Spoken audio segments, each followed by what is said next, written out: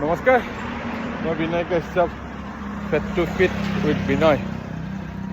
T chart বনাই লৈছোঁ 142 কিলোৰ পৰা 77 কিলো। আজি এটা কথা শ্বেয়াৰ কৰিব ওলাইছোঁ যে কি যেতিয়া আমি চাইকেল চলাব, এনি ফৰ্ম অফ এক্সাৰচাইজ, যিটো মৰ্ণিং ৱাক হওক, মৰ্ণিং ৰান হওক, চাইক্লিং হওক, এনিথিং ৰিগাৰ্ডিং মানে ফিজিকেল ফিটনেছ, আপুনি দুই ধৰণৰ মানুহ পাব।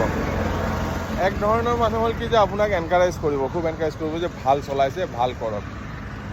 আৰু এক ধৰণৰ মানুহ পাব যে জ্বলে এনেই কি কৰে নাজানো, কিন্তু আপোনাক অলপ ইৰিটেট কৰিব।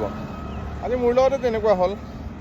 এটা টেক্সি ড্ৰাইভাৰ, মেবি অনাৰো হ'ব পাৰে, আই ডোণ্ট ন', তেওঁ গাড়ীখন মুচি আছিল। মই এইফালে চাইকেল চলাই আছোঁ, তেওঁ দেখা পাইছিল যে মই চাইকেল চলাইছোঁ।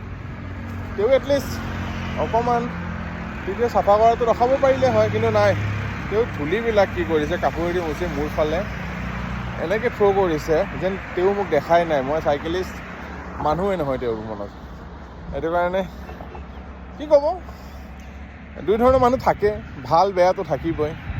কিছুমানে হয়তো একচেপ্ট কৰিব টান পায় যে কোনোবাই কেনেকৈ চলাব পাৰে, এনেকৈ ফিট হ'ব কিয় লাগে।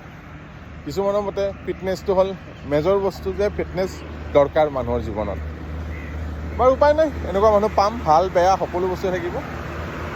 এনিৱে শ্বেয়াৰ কৰিব মন গ'ল, সেইবিলাক মানুহৰ পৰা সাৱধানে থাকিব যিসকল মানুহে আপোনাক ডিছকাৰেজ কৰে মোৰ দেন এনকাৰেজ, আৰু সেই চব মানুহৰ লগত সদায় লগ হ'ব যিবিলাকে আপোনাক এনকাৰেজ কৰে মোৰ than discourage. Thank you very much.